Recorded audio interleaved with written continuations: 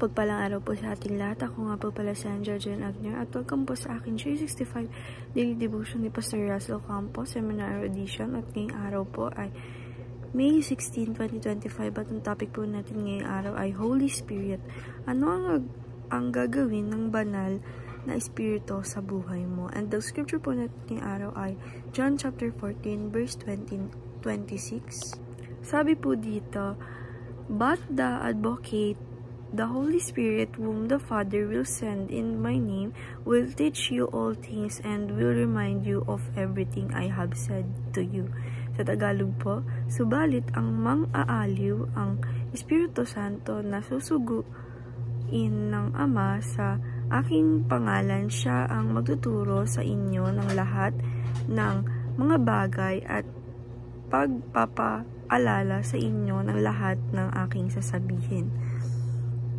And yung concept po natin ng Holy Spirit is, Holy Spirit is the third person of Trinity, fully God and always present. He is not a force of feeling but a divine person who empowers, guides, convicts, and comforts. From creation to Pentecost, from regeneration to sanctification, the Spirit reveals God's active presence in the world, especially in the life of every believer. Without the Holy Spirit, the Christian life is impossible. And yung teaching number 1 po natin is, the Holy Spirit is God's seal in us. Sabi naman po dito na yung Holy Spirit po is siya po yung binigay sa atin, para siya po yung God's seal sa atin, na pinoprotektahan tayo, binibigyan tayo ng shield at sinisil tayo. And teaching number 2, the Holy Spirit is God's voice in us.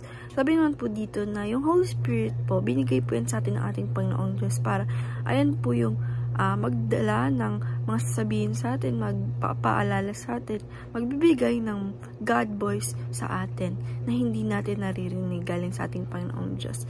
And teaching number 3, Holy Spirit is God's power in us. Sabi naman po dito na yung Holy Spirit, ito po yung power na binigay sa atin ng ating Panginoong Diyos, na hindi natin nakikita dahil nga po yung Holy Spirit, para siya po yung nag-guide sa atin sa mundong ito.